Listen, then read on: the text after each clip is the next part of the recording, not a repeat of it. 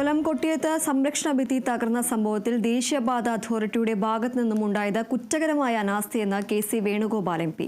ദേശീയപാത ദുരന്തപാതയാകുകയാണ്, ഒന്നിനു പിറകെ ഒന്നായി ഈ സംഭവം ആവർത്തിക്കുകയാണെന്നും അദ്ദേഹം പറഞ്ഞു. ദേശീയപാത നിർമ്മാണത്തിൽ വൻ അഴിമതിയാണ് നടക്കുന്നത്. അഴിമതി മൂടിവെക്കാൻ സർക്കാർ കൂട്ടുനിൽക്കുകയാണെന്നും ദേശീയപാത അതോറിറ്റിക്ക് എതിരെ പറയുന്നവരെ സംസ്ഥാന സർക്കാർ ശത്രുപക്ഷത്ത് നിർത്തുകയാണെന്നും കെ.സി. വേണുഗോപാൽ എം.പി. കുറ്റപ്പെടുത്തി.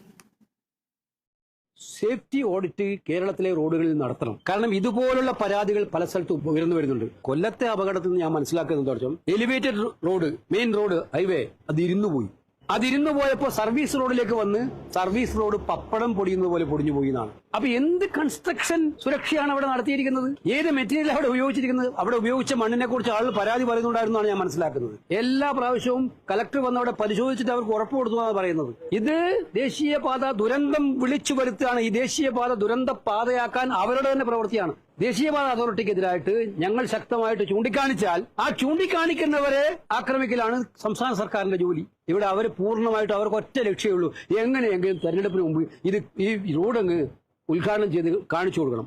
ഇതിൽ വൻ അഴിമതികളാണ് നടക്കുന്നത് എന്നുള്ള കാര്യം ഞാൻ ആവർത്തിക്കുകയാണ്.